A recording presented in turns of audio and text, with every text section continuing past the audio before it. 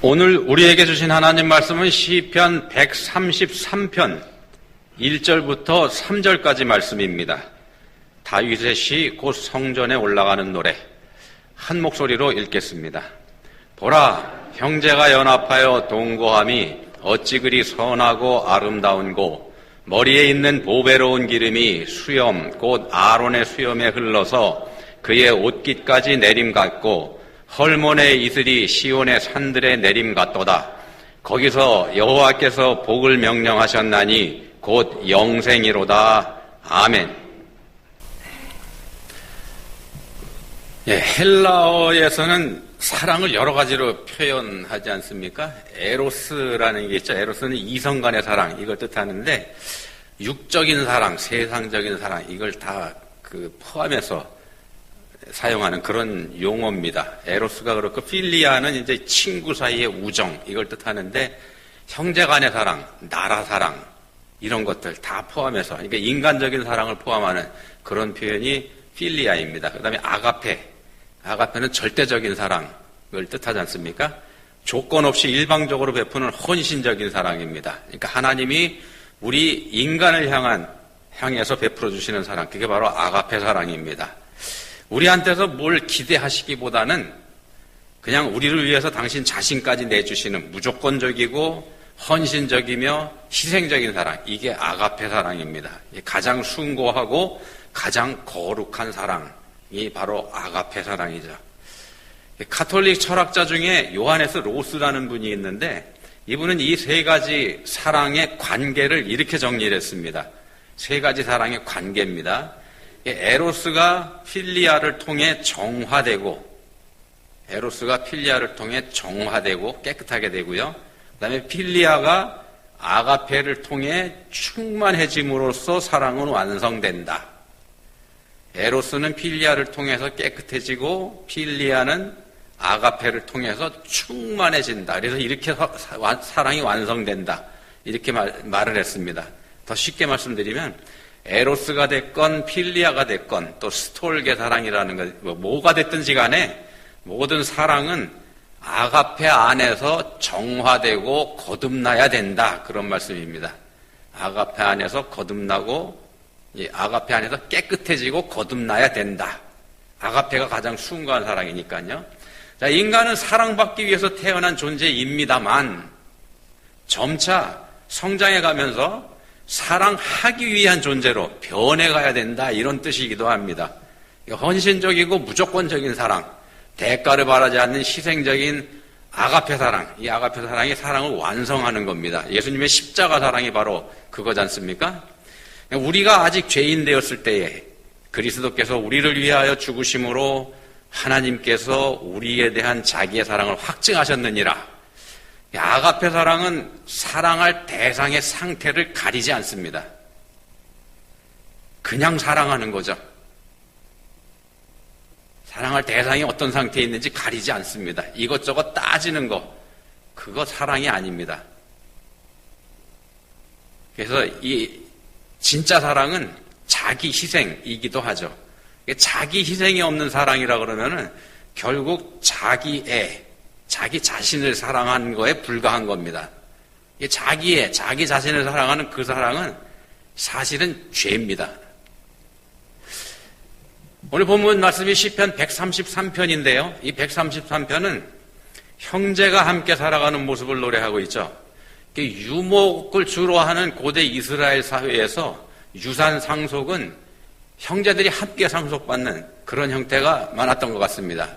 예를 들면 이런 겁니다. 아버지가 소유했었던 목초지, 양을 치는 목초지를 형제들이 그걸 조각조각 나누어서 물려받는 그런 게 아니고, 형제들이 함께 물려받아서 형제들이 함께 거하면서 함께 관리하는 그런 형태가 많았다는 겁니다.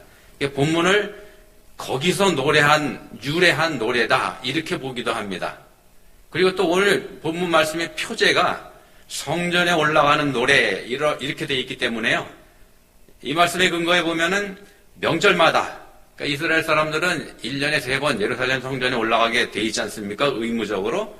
그때마다 예루살렘의 성전 올라가는 순례자들이 성전이 가까워질수록, 예루살렘이 가까워질수록 숫자가 많아질 텐데, 그때 함께 하나님 찬양하면서 올라가는 그 모습을 보고 노래한 거다. 이렇게도 해석을 합니다.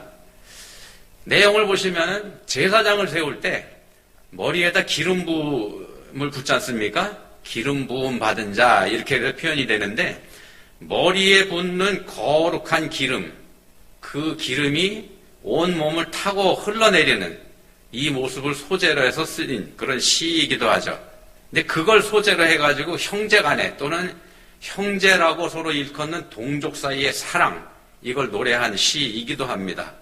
향기로운 이 기름이 몸을 타고 제사장에 붓는 기름, 제사 때 쓰는 기름은 거룩하고 깨끗한 기름입니다. 향기롭고 그 기름이 몸을 타고 흘러서 전체를 적시고 그리고 이게 하나됨을 상징하는 그런 걸 뜻하는 겁니다. 한 하나님을 섬기는 한 형제 자매들이 마음도 하나가 되면 그 하나된 마음이야말로 하나님께서 기쁘시게 받는 아름다운 모습이 된다는 걸 노래하는 겁니다. 십자가에 달리기 직전에 옥합을 깨뜨려서 예수님의 머리에 향유를 부었을 때 예수님의 몸을 타고 그 향유가 흘러내렸을 겁니다. 머리에 부었으니까요. 물론 발에도 부어드리긴 했습니다만, 그리고 그 향유 냄새가 온 집안에 가득합니다. 옥합을 다 깨뜨려서 부었으니까. 한 여인의 헌신과 사랑이 잔치집을 온통 향기로 채웠던 것처럼, 그때 그랬던 것처럼 한 사람의 헌신적인 사랑이 모든 사람한테 영향을 준다는 걸 이 시가 포함을 하고 있습니다. 그 내용을 포함합니다.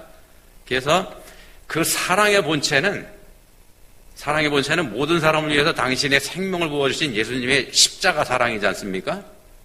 사랑의 본체라고 하는 건, 아가페 사랑의 본체라고 하는 건 당신 자신의 생명을 주신 모든 사람을 위해서 예수님의 십자가 사랑입니다. 그래서 십자가가 사랑의 완성입니다. 이 십자가는 무조건적인 사랑이죠. 무조건적인 사랑입니다. 조건 따지지 않습니다. 그게 요구도 없고요. 내가 이거 하니까 너는 뭐 해야 돼? 그런 거 없습니다. 또 대가를 바라지도 않습니다. 그게 십자가의 사랑입니다. 조건이 있는 사랑이라 그러면은 그게 참 사랑일 수가 없기 때문에 그렇습니다. 조건을 달아서 하는 사랑, 그건 변질된 사랑이죠.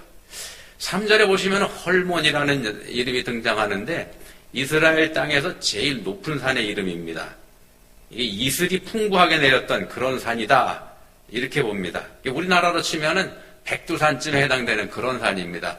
여기서 풍성하게 흘러내린 이슬이 한라산까지 흘러내리는 그런 걸 뜻합니다. 좀 과장되긴 했지만 시적인 표현입니다. 사랑이라는 게 이렇다는 겁니다. 넉넉하고 풍성하고 그래서 차고도 넘치는 거, 이게 진실한 사랑을 하게 되면 그렇게 된다는 겁니다.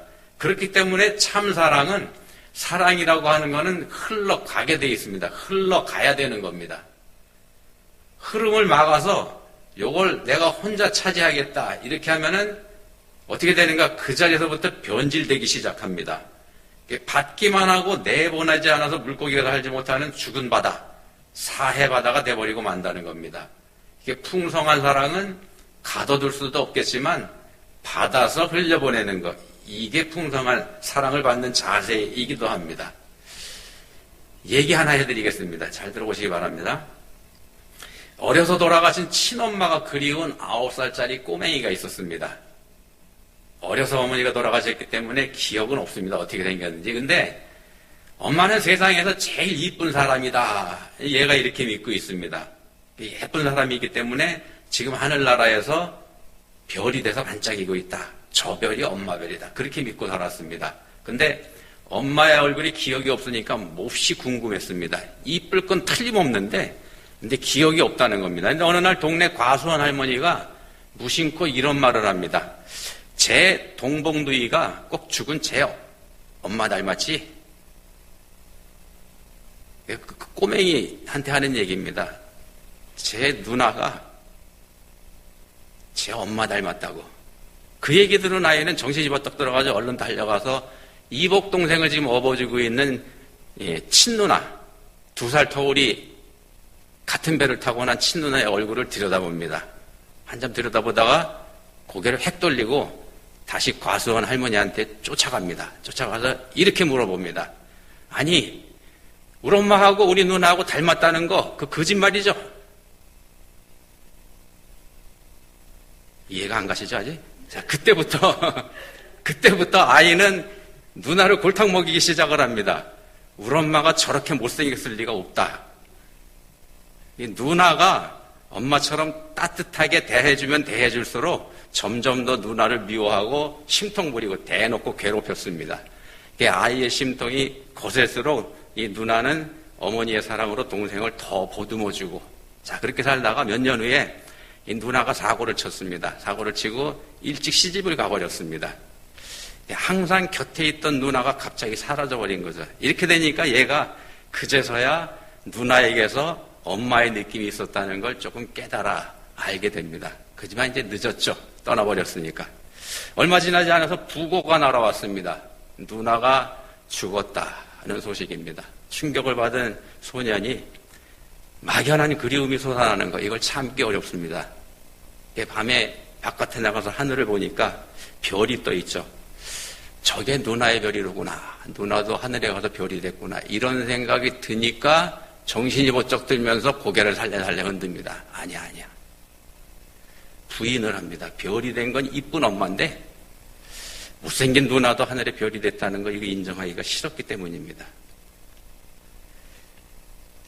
황순원의 별이라는 소설입니다. 황순원이라는 분 아시죠?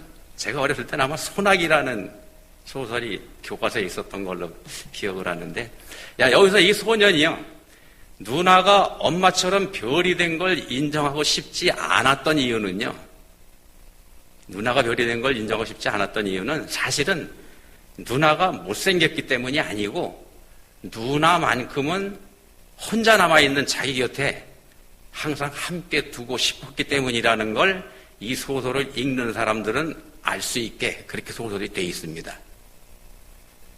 한번 기회가 되면 읽어보시기 바랍니다. 자, 사랑이라는 게 이렇게 점점 성숙해가는 거라는 말씀을 지금 드리는 겁니다.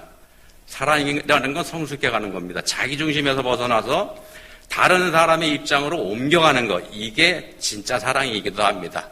로스라고 하는 학자가 에로스가 필리아를 통해서 정화되고 필리아가 아가페를 통해서 충만해짐으로써 사랑이 완성된다, 이렇게 말한 것처럼 사랑이라고 하는 건 점점 성숙해져야 되는 겁니다. 성숙하지 못하는 사랑, 여기 여전히 자기 자신은 사랑을 받아야 한다고만 생각하는 사람, 나는 사랑 받아야 되는 사람이야, 이렇게만 생각하는 사람은 변질된 거고, 그건 왜곡된 겁니다. 그런 거는 이제 사랑이기보다는 죄에 가까운 거죠. 그건 사실 그런 게 죄입니다. 에덴에서 범죄한 인간이 에덴에서 쫓겨난 이후에 우리 인간들 사이에서 맨 처음에 일어났던 사건, 뭔지 기억하시죠? 살인사건이었더랬습니다. 가인이 아벨을 죽이죠. 가인이 아벨을 죽인 이유가 의미심장합니다. 왜 죽였는가? 제사 때문에 죽였지 않습니까? 지금 우리로 치면 예배 때문에 죽였습니다. 가인이 먼저입니다. 가인이 먼저 농사 지은 것으로 하나님께 제사 드렸습니다. 그러니까 동생 아벨도 양의 첫 새끼를 잡아서 드렸죠. 가인이 먼저 드렸습니다. 자세히 읽어보세요. 하나님께서 아벨의 제사는 받으시지만 가인의 제사는 받지 않으셨습니다. 화가 나죠. 화가 나니까 가인이 동생 아벨을 쳐 죽여버리지 않습니까? 자, 예배가 인류 최초 살인사건의 발단이었던 셈입니다. 예배를 드리지 않은 것도 아닌데 하나님께서 둘 다 받아주셨더라면 더 좋았을 텐데, 근데 하나님이 그렇게 하지 않으셨습니다. 아벨은 받으시고 가인은 받지 않으시고, 가인이 먼저 제사를 드렸는데도 말입니다. 가인이 화가 날 수밖에 없죠. 그래서 사고를 친 겁니다. 우리 같으면 어땠을까? 우리도 그랬을 겁니다. 아마 신앙생활 오래, 그리고 나름대로 열심히 했는데, 근데 나보다 늦게 신앙생활 시작한 아무개, 그 사람은 하는 일마다 잘 되고, 우리 옆에서 가만히 지켜보니까 하나님이 저 사람 진짜 사랑하신다는 거 인정하지 않을 수가 없습니다. 하나님이 되게 예뻐하시는 것 같습니다. 신앙 연수 면에서도 그렇고 신앙의 결실 면에서도 그렇고 내가 더 나은데, 근데 하나님은 나하고 그 사람하고 차별하십니다. 그런 경우라면 우리가 즐거울 수 없지 않습니까? 왜 즐겁지 않은가? 바로 우리 마음속에 가인이 있기 때문에 그렇습니다. 그래서 성경이 우리한테 주는 교훈이 바로 이겁니다. 창세기 이 기사를 읽을 때면 우리는 우리 스스로 아벨이 돼가지고 자기 자신을 미워하는, 요즘 말로 피해자 코스프레라는 걸 합니다만, 사실은 우리는 아벨이 아니고 살인자 가인이라는 걸 성경이 고발하고 있는 겁니다. 성경이 우리한테 말씀합니다. 네가 가인이다. 가인의 삶에 문제가 있었죠. 하나님 그걸 지적하셨더랬습니다. 하나님께 삶을 지적받은 가인, 그럼 어떻게 해야 됩니까? 삶을 고쳐서 예배를 바로잡아야 되는데 동생한테 화풀이를 해버리죠. 동생한테 화풀이 해버립니다. 엉뚱한 데 가서. 자, 이렇게 자기 잘못을 남한테 떠넘기는 거, 이걸 가인 콤플렉스다, 이렇게 얘기를 합니다. 전문 용어로요. 가인 콤플렉스. 우리 자신의 실패가 남의 탓은 아닙니다. 우리가 사회생활에 가면서 실패하고 좌절하고 이런 것들, 그게 사실은 따지고 보면 남의 탓이 아니고 내 탓일 경우가 많습니다만, 우리는 열심히 남한테 그 책임을 떠넘기죠. 꼬투리 잡아가지고 찍어 붙여서 너 때문이다 이렇게 하고 거기다 분풀해버립니다. 나보다 잘된 사람 괜히 미워하고, 잘 나가는 사람 나하고 상관 전혀 없는데 괜히 미워하고 시기하고, 그 사람 잘못될 때 고소해야 하고 그렇습니다. 자, 향유 옥합을 깨뜨려서 예수님에게 전부 부어드린 여인에게 이 향유를 어찌하여 300데나리온에 팔아 가난한 자들에게 주지 아니하였느냐라고 나무랬던 가룟 유다도 그렇습니다. 여기서도 우리는 우리 자신을 향유를 부어드린 마리아의 입장에 세우거나 아니면은 제3자의 입장에 서서 겉으로만 이빠른 소리한 가룟 유다, 이 가룟 유다를 정죄해버립니다만, 성경은 우리한테 네가 바로 이 가룟 유다다, 이런 말씀을 합니다. 우리는 전혀 그렇게 생각하지 않죠. 근데 성경은 그렇게 말씀합니다. 나는 전혀 아닌데, 적어도 나는 예수님 팔아먹는 인간은 아니지 않습니까? 자, 그렇지만 성경은 분명하게 말씀합니다. 너희가 예수를 십자가에 못 박았다.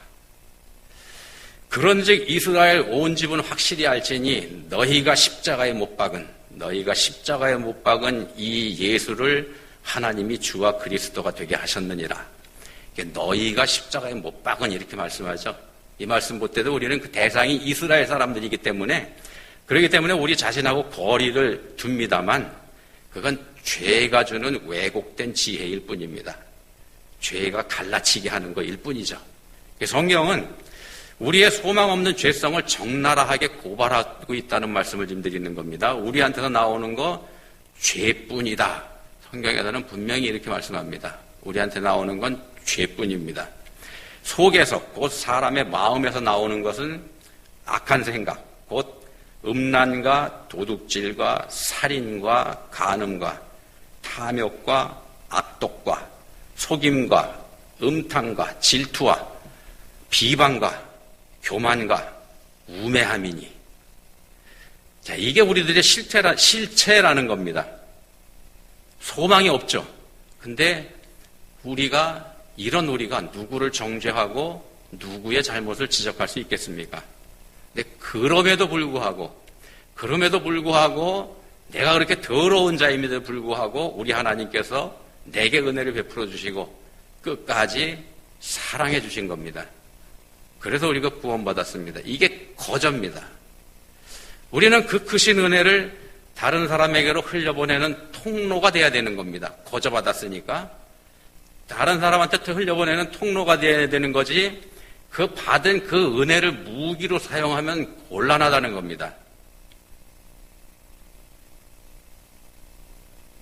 남이 받은 은혜를 질투하는 것도 문제지만은요, 내가 받은 은혜로 무기를 삼는 것, 그것도 문제라는 겁니다.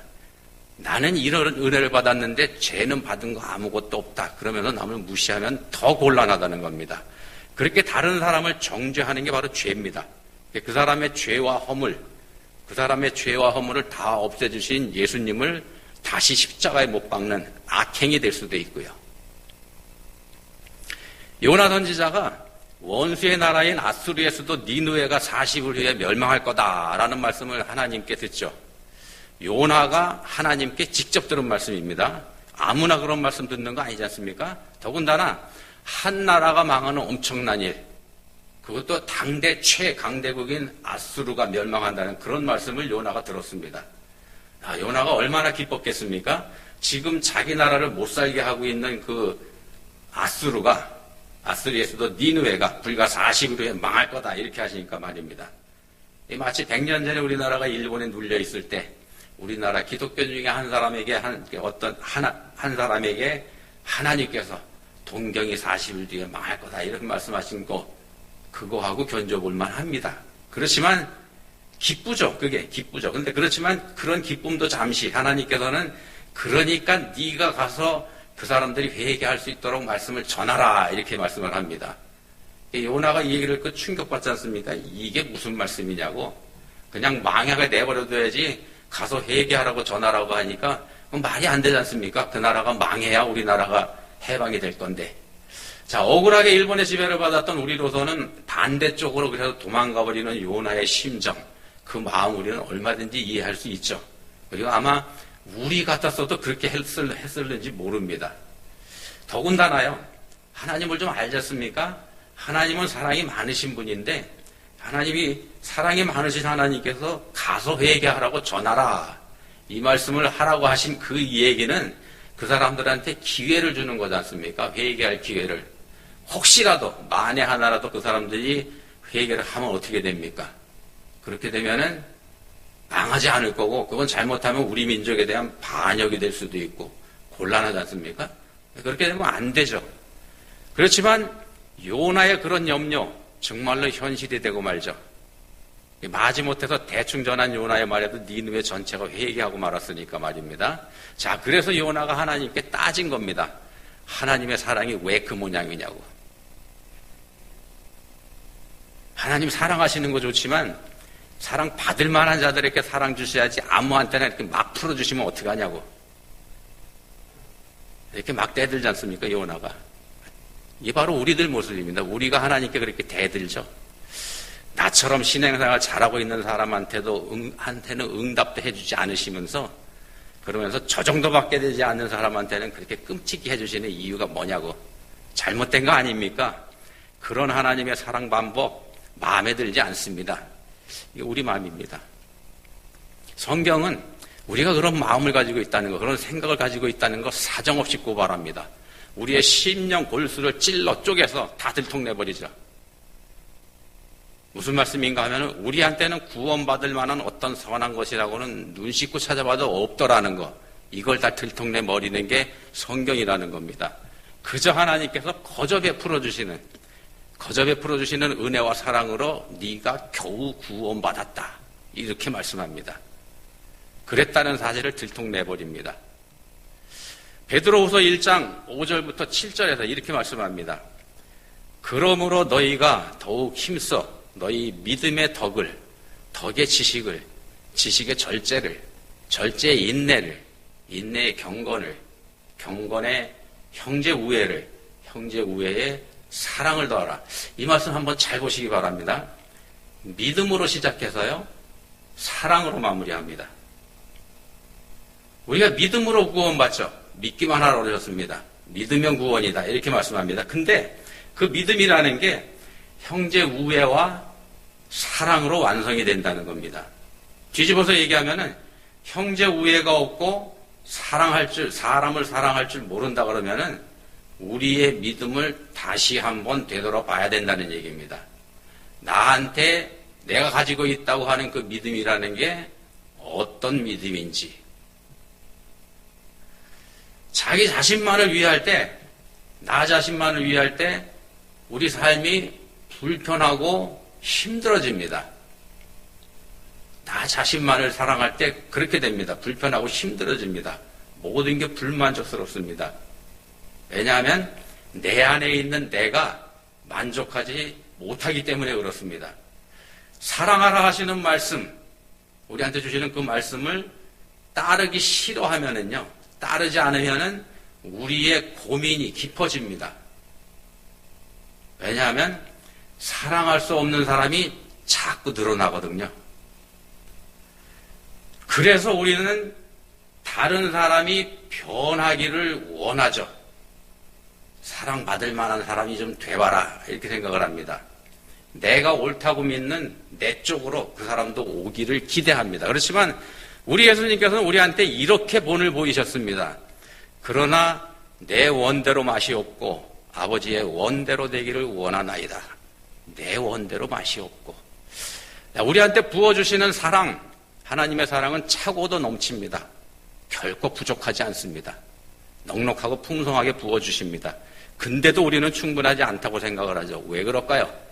이게 받은 걸 고이 간직하고 지키고 있기 때문에 그렇습니다. 내 거라고 생각하고 있기 때문에. 본문 말씀처럼 부어서, 받은 대로 부어서 온 몸에 흐르게 해서 온 집안에 향기가 가득하도록 모두에게 흘려보내야 되는 겁니다. 그럴 때 사랑과 은혜가 더욱더 풍성해지게 돼 있습니다. 더 잘난 사람이, 더 나은 사람이 더 못난 사람을 품을 때, 더 못난 사람을 품어주는 거, 이게 사랑입니다. 못난 사람이 잘난 사람 품어주는 거, 글쎄요, 사랑일 수도 있겠죠. 근데 잘난 사람이 못난 사람 품어주는 게 사랑입니다. 예수님이 우리한테 그렇게 해주셨습니다. 우리가 그런 은혜를 입은 사람입니다.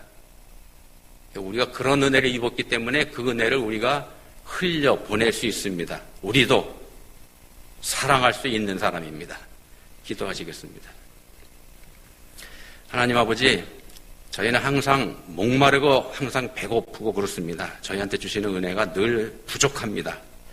근데 그게 저희 자신만을 위하기 때문이라는 거 알게 해주셨습니다. 이제는 저희 모두가 은혜와 사랑의 통로가 될 수 있으면 좋겠습니다. 주시는 대로 전부 흘려보내서 모두를 풍성하게 하는 저희들의 삶이 될 수 있으면 좋겠습니다. 그렇게 되기 원합니다. 저희에게 그런 삶 살 수 있는 은혜 주시기 원합니다. 예수님 이름으로 기도합니다. 아멘.